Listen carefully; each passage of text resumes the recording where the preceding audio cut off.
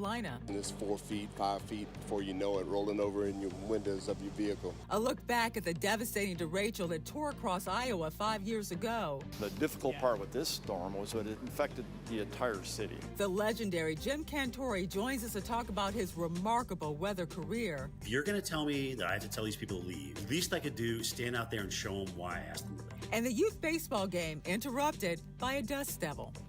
From our nation's capital, this is the National Weather Desk. Good morning and welcome to the National Weather Desk. I'm Angela Brown. Tropical Storm Erin formed in the Atlantic yesterday. Over the next few days, it's expected to strengthen into the first hurricane of the Atlantic season. Now, Erin formed near the Cape Verde Islands in the eastern Atlantic. This week, it will head west, getting stronger with each passing day. Florida meteorologist Lauren Oleski has the latest on Erin's path. So here is Erin. This was named yesterday. Right now it is a tropical storm. Winds are currently at 45 miles per hour, moving off towards the west relatively quickly. Right now at 22 miles per hour. It's going to continue strengthening over the next few days and then likely could become our first hurricane of the season. We do expect that to happen, maybe even a major hurricane by the time we get to the weekend. Now, there's still really good agreement with some of these models that this will be curving to the north well east of us sometime late this weekend or early next week. So right now, this does not pose a threat to us in South Florida. We'll monitor this. Of course, if that changes, I'll let you know. But right now, we appear to be in good shape and okay with any threats from Tropical Storm Erin. The next name on our list is Fernand and then Gabrielle. And now let's turn to Alabama meteorologist Evan Chikvera for details on where August hurricanes have made landfall over the years. Going back to 1850, 51, somewhere in there, about 80 total landfalls. Now, depending on what source you look at, some argue that there's been landfalls on the state line, so they include those. But roughly 80, you can see all the states, Florida and Texas being the highest, but not too far behind, North Carolina and Louisiana. And then you look at Alabama and Mississippi, just 2 hurricane landfall. But look at this map, lots of orange, some red in there where we typically see development. And you can see the Gulf Stream, parts of the Gulf of Mexico, and even the Caribbean activity tends to jump up. So where are we now? You ever been in the mall and you're trying to find like the "we are here" type thing? And this is supposed to go a little bit further. We're right about here, just before August 20th. So here's the peak, September 10th. We're still a little ways to go, but we're getting there. And heat is still the story in parts of the West right now. Extreme heat warnings and heat advisories stretch from the Canadian border to Southern California. Las Vegas and Phoenix are expecting highs approaching 110 degrees a day. It could even top 100 degrees in parts of Washington state. South Carolina is known as the Low Country, so it should come as no surprise that flooding is a problem after heavy rain. It happened again yesterday in downtown Charleston, which sits about 20 feet above sea level. But as Emily Deanne explains, a solution is in the works. Be careful, stay out the water. A warning from the man you call when your car is stuck. It looks like it might not be deep, but all of a sudden it hits and it's 4 feet, 5 feet before you know it, rolling over in your windows of your vehicle. Ron Black explained on days when downtown floods, only specialized vehicles like his tow truck should trek through those overwhelmed streets. He says once you drive into the water, you can't see the road's surface or if it's even still there. A sinkhole, strong current, or hidden debris could trap you. Local officials say flooding relief could soon be on the way for downtown residents. Residents like City Councilman Robert Mitchell, who live near King and Hugie streets, know when the rain comes down, the streets fill up. It's deep because on King and Hugie Street, it's like a sinkhole. You're coming down from a high level going to a low level, and the water is deeper in that area. But we have seen so many cars have been ruined that way. A $19 million drainage project was approved last year. Now crews are working to construct a wet pond and pumping station designed to reduce flooding by redirecting the water. And smoke from Canadian wildfires is once again causing air quality alerts. Much of northern Minnesota and Wisconsin are under code orange today. That also goes for southern New England and also New York City. And speaking of wildfires, more than 30 are burning this morning, mostly out west. Several are in Utah. The Beulah fire has charred more than 3,000 acres with no containment. Firefighters are using water drops and helicopters to fight those flames. They're making progress on the Monroe Canyon fire. The state's largest fire is now 36% contained after burning more than 71,000 acres. And the Deer Creek fire near the Colorado border is now fully contained after burning 17,000 acres over the past month. And in Colorado, weather is finally helping firefighters do their job there as well. As Janae Finch reports, weather conditions improved and winds slowed down. After days of heating up, Colorado is finally cooling down. Bruno Rodriguez. Yeah, it's been a rough week weather-wise. Is an incident meteorologist on the Lee and Elk fires.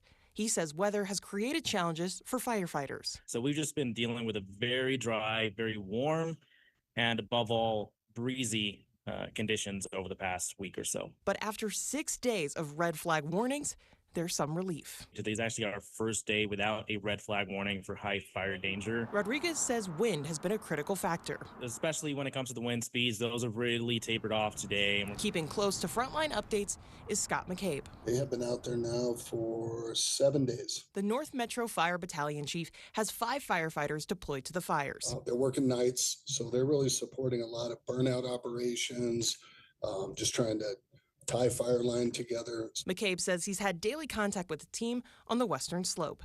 He says weather has large impacts on what firefighters can do. As the weather starts to help us and not hurt us, we'll be able to get those resources out to start building more fire line. Both McCabe and Rodriguez say it'll take more than calming winds to stop the fire's spread. We need lower temperatures and higher humidity to make any kind of positive effect out there. Well, last weekend marked 5 years since a powerful derecho tore across Iowa, leaving a trail of destruction across that state. Unlike a tornado, a derecho is widespread, straight-line windstorm. This storm in August of 2020 produced winds of 126 miles per hour. It caused over $11 billion in damage. Cleanup took years. Our station in Cedar Rapids looked back at the storm and also its impact. Meteorologist Kason Freericks heard firsthand accounts of what first responders saw. Oh my. You know, with a lot of storms, you know, you have that 30 to 90 seconds of high winds, and then it kind of settles into a typical thunderstorm. And when they kept going, that's when knew the indication was bad. Oh my God! The difficult part with this storm was that it infected the entire city. It just wasn't like the flood where it was the areas around the river, but it was the whole 75 square miles of Cedar Rapids that was affected by this. The calls for service started going absolutely through the roof.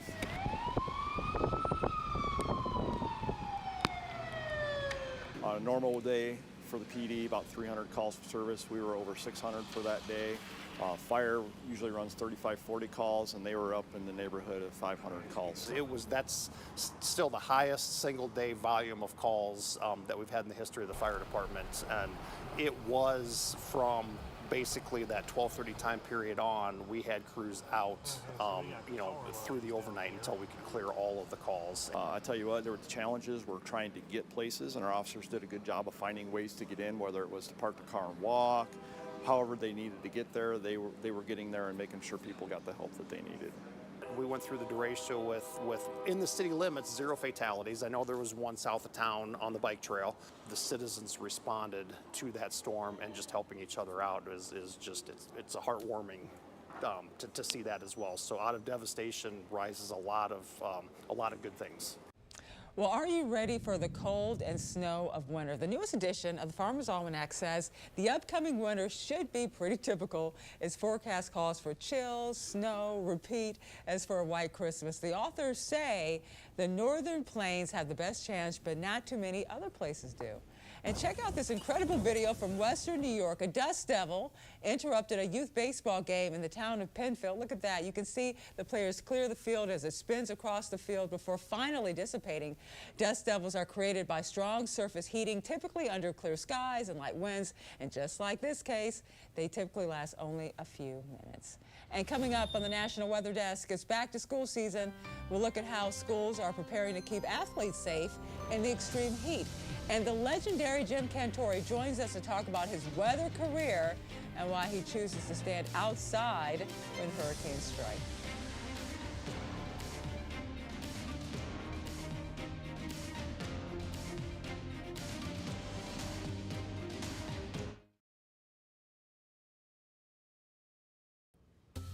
I'm meteorologist Charlie Lopresti with a look at the Northeast. The heat is on again in the Northeast today. Most areas will top out in the 90s. We have a very low risk for any showers and thunderstorms today. High pressure is still in control. That's about 2:30 in the afternoon. There's the chance for some thunderstorms on Wednesday. That chance is greatest in New York, Vermont, Massachusetts, Connecticut, Rhode Island, and through parts of New Jersey as well. I think we have a greater risk for thunderstorms on Thursday, and looks like air temperatures will start to cool off a bit late week. I'm Chief Meteorologist Gerard Jabali. Here's a look at the mid-Atlantic region. High pressure now pushing offshore, meaning winds out of the south will start to really kick in, and that brings in warmer temperatures and a lot more humidity. We will have a chance for a few showers and storms on Tuesday afternoon. Going into Wednesday, though, we'll see better chances across the entire area as this front approaches, and they'll be a little more scattered. In the morning, temperatures will be on the mild side. We'll still get close to the 90-degree temperature point on both Tuesday and Wednesday. Hi, I'm meteorologist Jennifer Collins with a look at your southeast forecast. As a trough of low pressure continues to surge moisture here across the southeast, this will bring in scattered showers and downpours not only for the Carolinas and the northern Gulf, but also in the way of afternoon sea breeze showers and storms both Tuesday and into Wednesday across most of Florida. The heat and humidity continues for your Tuesday. Temperatures in the low to mid 90s for most of Florida, the Mississippi River Valley in the 80s for the Carolinas.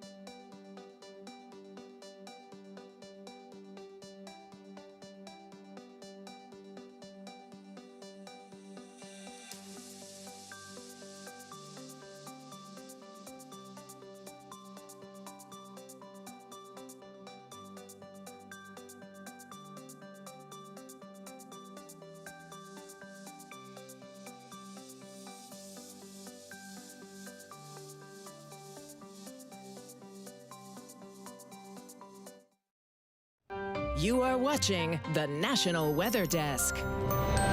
Kids are heading back to school already, and preparing for the upcoming sports season can be tough, with August being one of the hottest months of the year. Meteorologist Kit Alexander is in Tennessee with more. Tennessee High School Athletic Director Blaine Brown tells me there is a strenuous set of safety guidelines in place every time student athletes are on the field.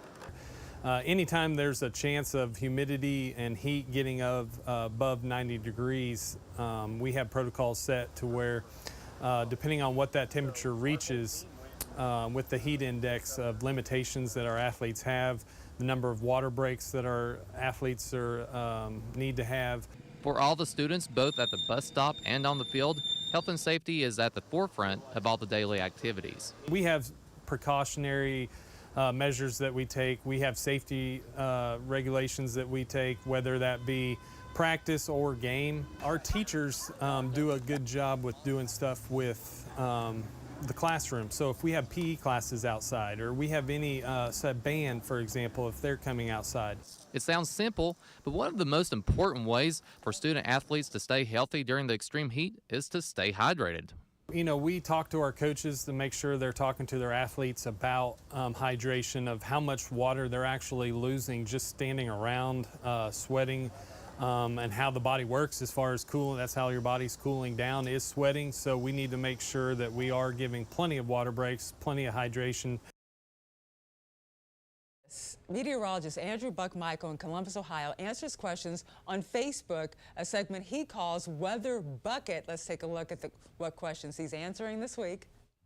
What is up, everyone? Andrew Buckmichael back with another round of your Weather Bucket questions, and I've added some of the new questions that were added as comments to the last video. You can go to my Facebook page, look for this post pinned at the top, and you can leave your question. All right, question coming in from Matt here. How will AI evolve with meteorology over the next 10 years? That is a great question. I mean, we don't even know what it's going to do over the next few years here just as humans, how it's impacting our day-to-day life, I do think that it could help with severe weather detection, specifically tornadoes. It'll be interesting to see how that plays out over the next few years as it evolves a little bit more. But I really don't have an answer for that one specifically. Question coming in here from Karen. It seems like we've had way more 90-degree days this year compared to normal. Is that true? Great question. Here's a breakdown for you. 2020, we had a ton of 90-degree days. This year, we are actually running pretty close to normal. We get about 20 every summer. We're going to have to wait and see over the next few weeks to see how many more 90-degree days we have. I think we have time for one more question here coming in. And this one coming in from 10. Will August and September dry out? Well, we started August fairly dry. A lot of it's going to depend on the humidity, if we get enough humidity to get some of those pop-up showers and thunderstorms as we head through the next few weeks. But it does look like it is going to be a lot warmer to end August compared to how we started it here in Central Ohio. Thanks for these weather questions, and we've got more to answer coming up next time with your Weather Bucket. As hurricane season ramps up, more and more misinformation is showing up on social media. Meteorologist Marion Caldwell has more on the dangers of using social media for severe weather forecasts. Well, it's that time of year where hurricanes are making headlines again. Just like you're hopefully locking in your storm plans, it's also time to tighten up where you're getting that weather information and how you're sharing it. Well, social media is a powerful tool during storms. We know platforms like TikTok and Facebook can give you real-time updates, but they're also full of misleading posts, recycled storm videos, and AI-generated content just to get clicks. And weather content has actually become a pretty competitive space, and the reality is that some creators will use dramatic clickbait headlines or even fake images to drive views and make money, regardless of whether the info is accurate, because it clearly catches people's attention. The result, a whirlwind of panic due to inaccurate content from people who may be great at going viral but aren't trained meteorologists. They might be weather enthusiasts, storm chasers, or content creators who don't actually understand forecasting. Here's an example here. This is a model run from August 6th that is valid on August 22nd, and that shows two pretty major storms going right at Florida. And so we kind of look at how that was portrayed on social media by some creators. You know, that's pretty, attention grabbing. You can see where people would like, share, and kind of be scared of that because, they take those and make it look kind of scary, even give them some names to hype that up even more. But if we take a look at that model just a day later on August 7th, we can see it looks completely different. And that's also valid there on August 22nd. We can see there's nothing even going on near the southeast, near the state of Florida, and actually have a storm way off land. So that just shows how inaccurate it is to trust any kind of forecast that you see that is 2 weeks out. So that's just the bottom line. For accurate and reliable storm updates, just stick to trusted sources like the National Hurricane Center, local news, and certified meteorologists, not viral posts on social media. And when it comes to trusted sources for weather information, there is one man who stands out. He's been the trusted voice of extreme weather for nearly 40 years. This week on our podcast, Off the Radar, Emily Gracie, meteorologist, sat down with the legendary Jim Cantore to hear about how he got his start in weather. Here's a clip of that episode. Born in Connecticut, and I really call Vermont my home state because I really grew up there, The blizzard of 78 was just like a dream, because the snow was over my head. The piles were, I was like, when you drove on the road, it was like being in a tunnel. I mean, it was just kind of magical, I can't really describe it. My dad is the guy. He goes, listen, you're an absolute freak when it snows outside. You got to go study the weather. And I'm like, really, Dad? He goes, yeah, you leave the barn light on for the first flakes. You go shovel the walkway for your mom. He goes, look, you got to wake up for the next 50 years of your life every morning. You better love what you do. I'm curious about the future of, hurricane coverage, because this has been debated over the years too, like what's necessary and are we doing the right thing by getting in there and showing people stuff. But I have seen this transition in recent years where maybe you're pulling back a little bit and saying, listen, this is where we are right now because it's not safe to be out there and you shouldn't be out there either. Has there been that transition like in the past 20 years? Through my life, for me, being out in 115 of these things, and this is all tropical systems, depressions, wannabes, tropical storms, and hurricanes. And I had a big discussion with Craig Fugate about this. Craig was the former FEMA administrator and also the state emergency manager in Florida. He's like, Jim, why do you have to stand out there? He hated me for that. I'm like, Craig, listen, all right, listen, if you're going to tell me that I have to tell these people to leave, at least I could stand out there and show them why I asked them to leave. I said, let me worry about the location.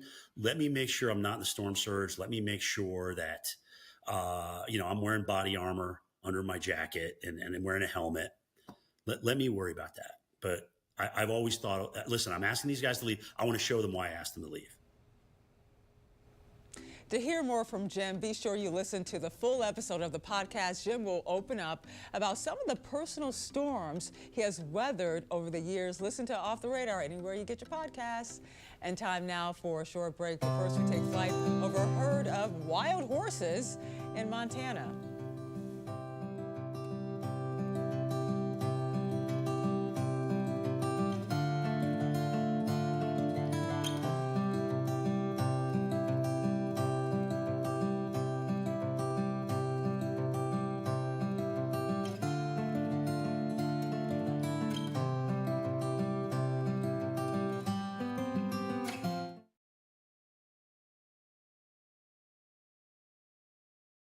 Good morning, I'm meteorologist Sarah Converse. A slow-moving cold front will bring rain showers and thunderstorms for parts of the Midwest, including places like South Bend, in Springfield, Illinois, and down in St. Louis. And temperatures are going to be cooler behind this cold front for tonight. Temperatures upper 50s, low 60s, but ahead of that cold front, you can see temperatures overnight in the low 70s.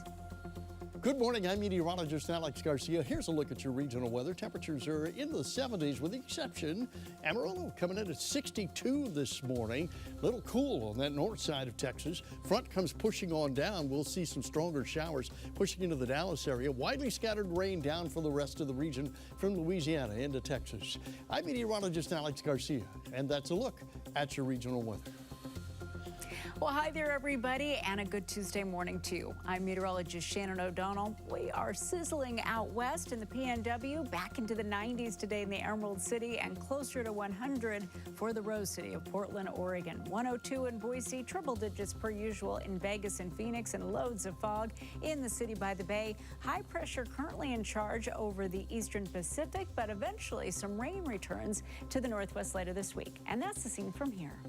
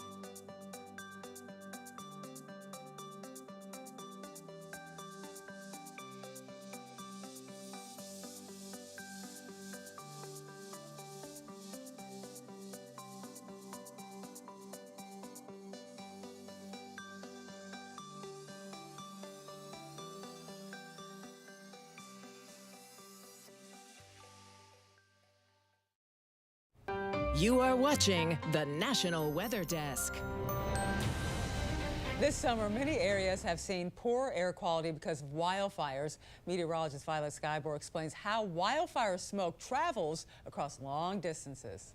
The fires produce smoke, which travels very, very high in the atmosphere before it eventually reaches what's called the jet stream. That's in the upper troposphere, and these very, very fast-moving winds can push that smoke across the entire United States. The smoke, before it reaches the jet stream, can travel up to 5 miles in the atmosphere. Then when it reaches the jet stream, it can travel thousands of miles long across the country. But why does the smoke linger in the air for so long once it's pushed away from the site of the wildfires? This is because the particles of the smoke are very, very small. And that's also why we can breathe it into our lungs. It's only 2.5 micrometers or less, and this can keep it suspended in the air for weeks, at least until we get rain. Raindrops help to clean the air by trapping the smoke in the actual droplet and bringing it to the ground, helping to improve our air quality.